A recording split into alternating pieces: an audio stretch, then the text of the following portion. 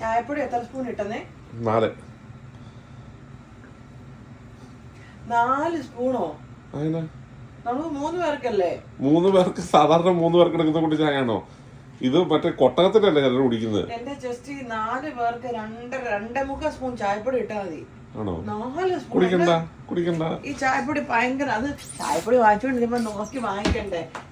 ഇത് ചായപ്പൊടിയുടെ കവർ ഇതല്ല, ഇത് ഡസ്റ്റി എന്ന് പറഞ്ഞൊരു സാധനം, ഭയങ്കര ഡസ്റ്റ് പോലെ ഇരിക്കുന്നത്, ഭയങ്കര സ്ട്രോങ് ആണോ? ചായ എന്ന് പറയുന്നത് സ്ട്രോങ് ആവണം. വല്ലപ്പോഴും അതിനുണ്ടല്ലോ അടുക്കള എന്ന് പറഞ്ഞത് കയറിയല്ലോ. പക്ഷെ നാളെ കേട്ടോ, ഞാൻ ജേഡുവിന് പോലും രാവിലെ ജേഡുവിന് എന്തിനാ ഇടുന്നത് പറ. ഒരു 1.25 ഒരു കപ്പിന് 1.25 ഇടും. എനിക്കിടുന്നില്ല. ഒരു കപ്പിന് 1.25 ഇടും ഞാൻ. 3 കപ്പിന്, അതും 3 അണ്ടാവ് കപ്പിന് 4 സ്പൂൺ ഇട്ടപ്പോ പറ്റത്തില്ല. ഒരു കപ്പിന് 1.25 ഇടും. അതുപോലെ തേയില അല്ല ഏലക്ക ഇടുമ്പോ ഇങ്ങനെ തൊലി കളഞ്ഞിട്ടുണ്ട്. ഇത് ഞാൻ അങ്ങനെ തൊലി കളഞ്ഞിട്ടുണ്ട്. ഇത് ഏലക്ക ഇടണ്ട, ഇത് ഏലാച്ചി ടീയാ. ഏലാച്ചി ഏലക്കയോടെ വളർന്നുകൊണ്ട്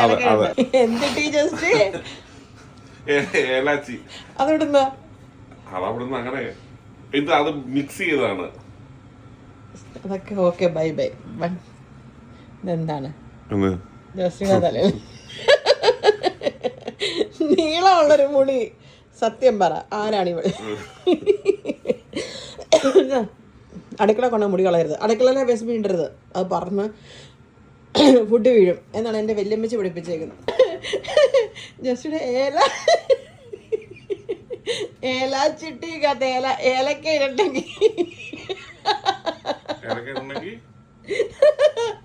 മൂരാച്ചി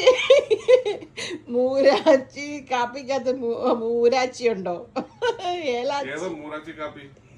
അല്ല അങ്ങനെ പറയാമല്ലോ. ചെളിയല്ല ചളി, അത് പറയാം.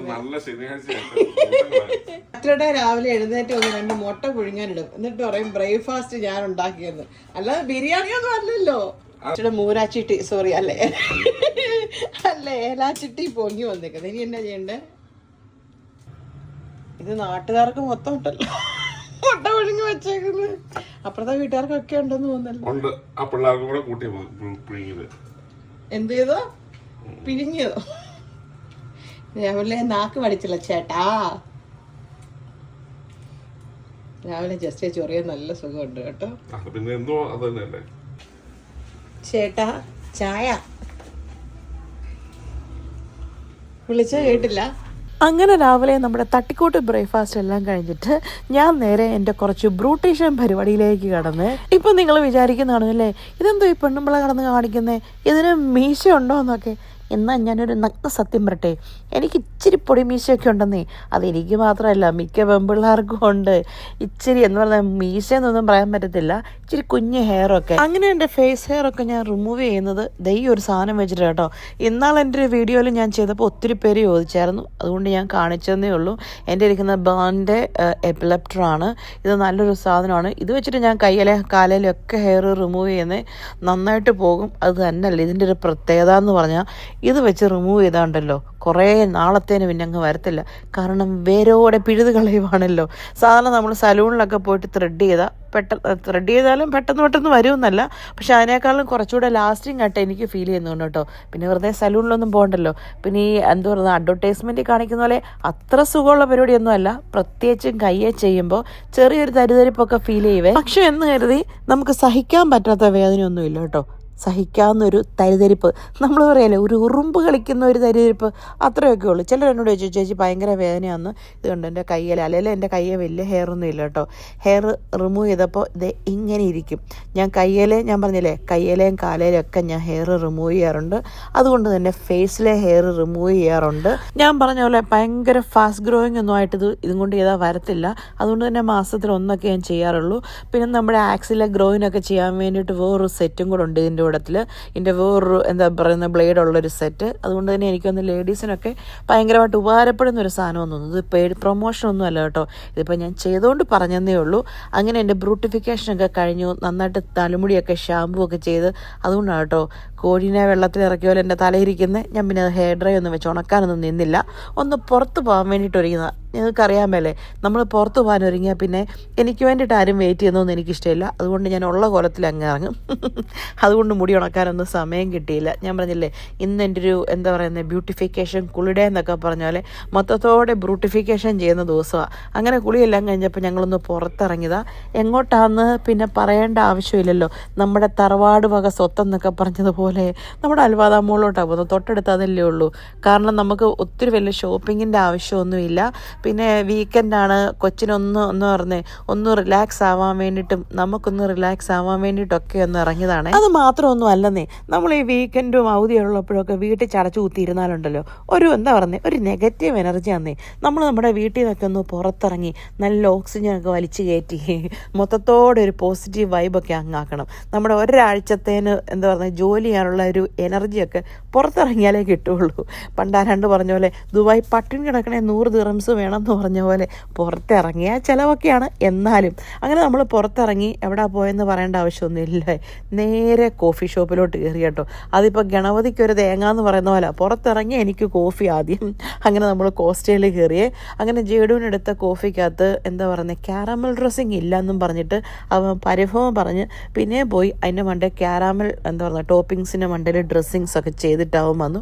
ഞാൻ പിന്നെ പ്രത്യേകിച്ച് വേറെ ഒന്നും പറഞ്ഞില്ല. കോഫി നിങ്ങൾക്കറിയാമല്ലോ, കോഫി സർവത്ര കോഫിമയം. കോഫിയാണെങ്കിൽ ഞാൻ മധുരം കഴിക്കുന്നത് എന്താ പറയുന്നത് ഇഷ്ടമില്ലാഞ്ഞിട്ടും ഷുഗർ പിടിക്കേണ്ടെന്ന് പേടിച്ചിട്ടാണ് ഇമാതിരി കണ്ടടച്ചാണ്ടി ഒന്നും കുടിക്കാഞ്ഞത്. എന്നിട്ടും പിടിച്ചെനിക്ക് ഷുഗർ. അത് ഓർക്കുമ്പോഴാണ്. ഞാൻ ഭയങ്കര ഷുഗറൊന്നും ഇല്ല കേട്ടോ, ബോർഡർ ലൈനിലുണ്ടെന്നേ ഉള്ളൂ. കൺട്രോൾ ചെയ്യാൻ ഡോക്ടർ പറഞ്ഞിട്ടുണ്ട്, മരുന്നൊന്നും തന്നിട്ടില്ല. ആരണ്ടൊക്കെ കമൻറ്റ് ചെയ്തു, ചേച്ചി ഇന്നാൾ പോയി എൻ്റെ ബ്ലഡ് റിസൾട്ട് വന്നോ എന്തുണ്ടെന്നൊക്കെ. ആരും പേടിക്കണ്ട, ഷുഗർ മാത്രമല്ല കൊളസ്ട്രോളും വന്ന് തല കാണിച്ചിട്ടുണ്ട്. പിന്നെ ഇത്രയും തടി വെച്ചിട്ട് ഈ ശരീരത്തിൽ കൊളസ്ട്രോളും ഷുഗറും വന്നില്ലേ പിന്നെ എന്തോ തകരാറുണ്ടെന്നല്ലേ അതിൻ്റെ അർത്ഥമല്ലേ. അങ്ങനെ അവിടെ ഇരുന്ന് കോഫിയൊക്കെ കുടിച്ച് കുറച്ച് നേരം വർത്താനമൊക്കെ പറഞ്ഞ് ഫോണൊക്കെ നോക്കിയിരുന്ന് ഞങ്ങൾ ഇച്ചിരി ഷോപ്പിങ്ങിനൊക്കെ ഇറങ്ങിയേ. നിങ്ങൾ വിചാരിക്കും ജസ്റ്റ് എപ്പോഴും ഫോണിലാണല്ലോ എന്ന്. ജസ്റ്റ് ഈ നോക്കുന്ന എപ്പോഴും ജസ്റ്റിയുടെ നാട്ടിൽ കൂടെ ഓടുന്ന വണ്ടിക്കകത്തെല്ലാം ക്യാമറ ഉണ്ടല്ലോ, ആ ക്യാമറ നോക്കിക്കൊണ്ടിരിക്കുന്ന കേട്ടോ, അല്ലാതെ വേറൊന്നുമല്ല. അങ്ങനെ നമ്മുടെ അൽവാദാമോളിൽ കൂടെ ചുമ്മാ ഒന്നും വാങ്ങിക്കാനില്ല. ഞാൻ പറഞ്ഞില്ലേ ഇറങ്ങിയാൽ ചിലവാ. എന്നാലും അതുവഴിയൊക്കെ അറഞ്ചം പുറഞ്ചം കുറച്ച് ഷോപ്പിൽ കൂടെ ഒക്കെ കയറി ഇറങ്ങി അൽവാദയുടെ എക്സ്റ്റൻഷൻ കൂടെ ഒക്കെ പോയി കുറച്ച് നേരം നടന്നു. പിന്നെ ഒരു നടത്തുമാവുമല്ലോ, കുറേ ഉണ്ടല്ലോ. അപ്പം AC-ക്കകത്തൂടെ നടക്കാം. വെയിലില്ലെങ്കിലും ചൂട് കൊണ്ട് നടക്കണ്ട. അങ്ങനെ അൽവാദക്കകത്തൂടെ പാര ഞങ്ങൾ കുറേ നടന്നു. പിന്നെ ഞാൻ കുറച്ച് എന്നെ തന്നെ ഇന്ന് കൂടുതൽ കാണിക്കുന്നത് എന്നാന്ന് വെച്ചാണ്ടല്ലോ, സത്യം പറയട്ടെ, ഇന്ന് എനിക്ക് എന്നെ വല്ലാണ്ട് അങ്ങ് ഇഷ്ടപ്പെട്ടു. എന്നെ തന്നെ എനിക്ക് ഇഷ്ടപ്പെട്ടൊരു ദിവസം. അല്ലെങ്കിൽ അങ്ങനല്ലേ, ചില ദിവസം നമ്മൾ മേക്കപ്പ് ഇടുമ്പോണ്ടല്ലോ നമുക്ക് തന്നെ തോന്നും, ഐശ്വര്യ റായ്ക്ക് സുഷ്മിത സെന്നിൽ ഉണ്ടായതാണോ ഞാൻ എന്ന്. അങ്ങനെ നിങ്ങൾക്ക് തോന്നാറുണ്ടോ? എനിക്ക് ചിലപ്പോൾ തോന്നാറുണ്ട് കേട്ടോ.